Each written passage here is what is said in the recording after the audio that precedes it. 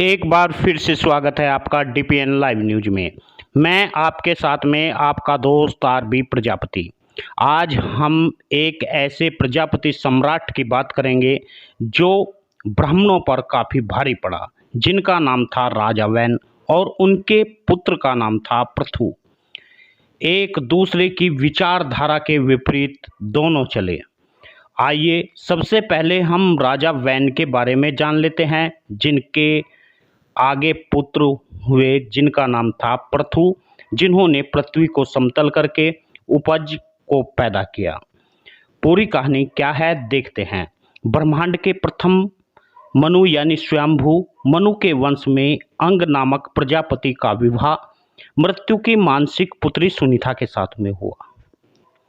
उन दोनों के पति पत्नी को वैन नामक पुत्र हुआ। वैन अपने पिता माता मह यानी नाना के स्वभाव पर गया।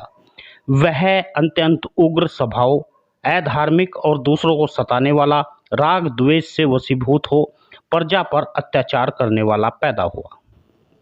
उसकी दृष्टता उसकी प्रजा अत्यंत कष्ट पाने लगी।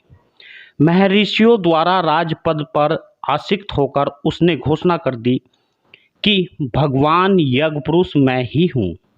मेरे अलावा यज्ञ आदि का भोक्ता और स्वामी हो ही नहीं सकता, और इसके अलावा कौन हो सकता है मुझसे बड़ा। इसलिए कभी कोई यज्ञ दान और हवन आदि न करे। महाराज, आप ऐसी आज्ञा दीजिए जिससे धर्म की हानि न हो, धर्म बचा रहे। ऐसा ब्राह्मणों ने उनके आगे हाथ जोड़कर विनती की। जो तथ्य है, जो लिखा गया है, वो हम आपको बता रहे हैं। उन्होंने घोषणा कर दी, भगवान यज्ञ रूप मैं ही हूँ। मेरे अलावा यज्ञ आदि भोक्ता का स्वामी कोई नहीं हो सकता। यदि कोई हो सकता है तो वह कौन है। इसलिए कभी यज्ञ दान और हवन आदि न करे। आप लोग महाराज की आज्ञा पाते ही खलबली मच गई। तमाम जगह पर ब्राह्मण उग्र हो गए। आखिर ब्राह्मणों के खिलाफ ही तो यह आज्ञा थी। ब्राह्मण के खिलाफ वैन ने एक तरह से आंदोलन छेड़ दिया। सम्राट वैन को इस तरह से देख करके ब्राह्मण उग्र होते ही चले गए। आखिर सम्राट ने दान जो बंद कर दिया था। इस प्रकार धर्म की हानि होना बताकर ब्राह्मणों ने एक ऐसा कार्य किया जो आपको हतप्रभ कर देगा। प्रजापति वैन की घोषणा से आश्चर्यचकित होकर के महर्षियों ने उसे समझाते हुए कहा, आपका मंगल हो। देखिए, हम बड़े बड़े यज्ञों द्वारा अपरम परमेश्वर श्री हरि को पूजा करेंगे। उसके फल का सृष्टांश आपको भी प्राप्त होगा। इस प्रकार यज्ञ द्वारा यज्ञ पुरुष भगवान विष्णु प्रसन्न होकर हम लोगों को आपकी भी आकांक्षाओं की पूर्ति होगी।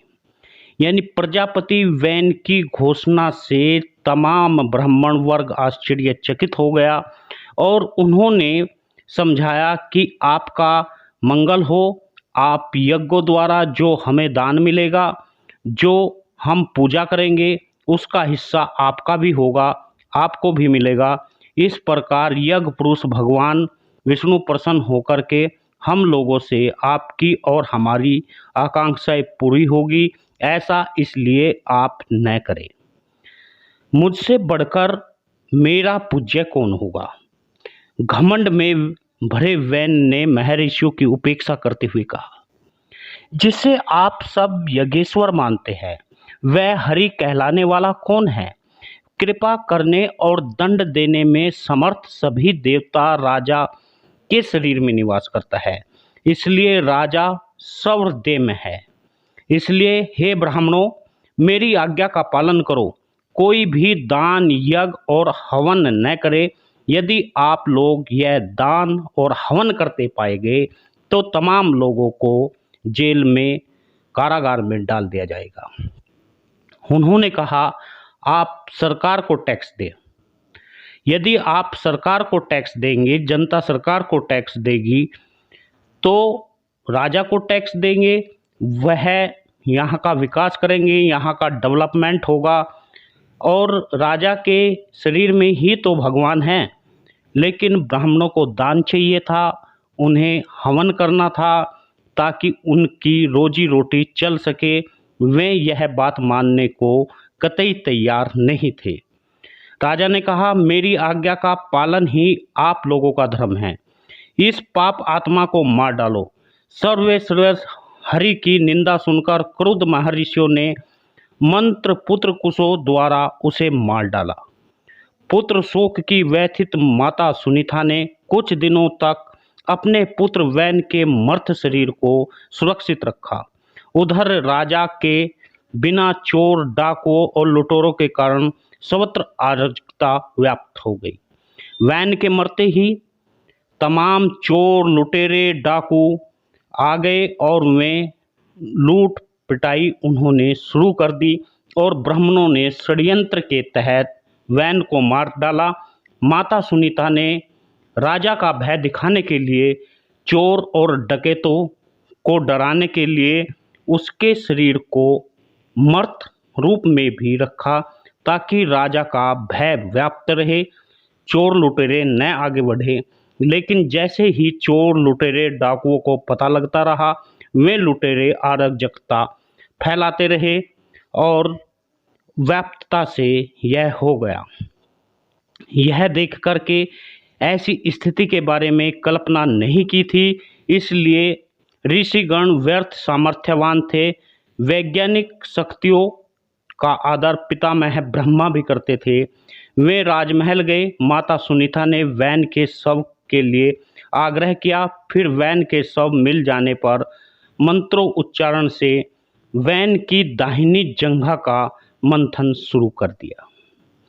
ऐसा बताया जाता है कि वैज्ञानिक जो देश में उस समय वैज्ञानिक थे, उन्होंने मंथन शुरू किया, दाहिना जंघा को मथते रहे और इस प्रकार मथने से एक पुत्र की प्राप्ति हुई, जिसका नाम पृथु रखा। यानी वैन का शव मिलने के बाद में उनका वैज्ञानिक किसी मंत्रोच्चारण से इस प्रकार वैन की दाहिनी जंघा का मंथन शुरू करके एक पुत्र पैदा हुआ और उस मंथन से जले हुए ठुठ के समान काला, अत्यंत नाटा, छोटे मुख वाला मनुष्य पैदा हुआ, जिसने अत्यंत आतुरता से वहाँ के ब्राह्मणों से पूछा, मैं क्या करूं? उन्होंने कहा, निषिद्ध बैठो। ब्राह्मणों ने उत्तर दिया। इस प्रकार से उस पुरुष का नाम निषाद हुआ। उक्त निषाद रूप शरीर द्वारा वैन संपूर्ण पाप निकल गया और उसके बाद ब्राह्मणों ने पुत्रहीन राजा वैन की भुजाओं से अत्यंत शक्तिशाली मंत्रों का फिर से उच्चारण किया। उन मंत्रों से का फिर एक बार इसी प्रकार मंथन हुआ राजा वैन से और उसके बाद में फिर एक मनुष्य, एक बच्चा पैदा हुआ जिसका नाम पृथु रखा और उसके बाद में पृथु को सम्राट बनाया गया।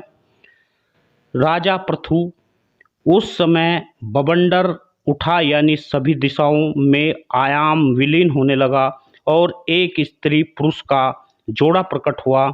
यह पुरुष भगवान विष्णु विश्व प्लानी कला से प्रकट हुआ और ऋषियों ने कहा, उस स्त्री उन परम पुरुष की शक्ति लक्ष्मी का अवतार है। वह सुकीर्ति प्रथम विस्तार करने के कारण यशस्वी पुरुष पृथु नामक सम्राट होगा।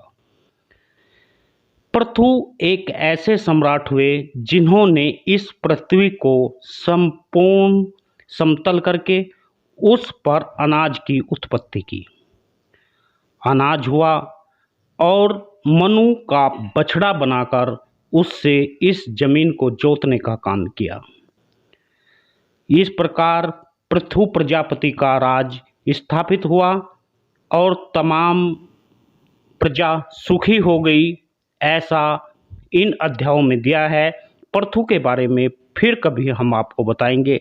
उससे पहले आपसे विनम्र निवेदन है, आप वीडियो को शेयर करिए, न्यूज़ चैनल को सब्सक्राइब करिए। पृथु ने कहा, महात्माओं, धर्म का अर्थ दर्शन करने वाली अंत सुख समबुद्धि मुझे स्वतः प्राप्त हो गई।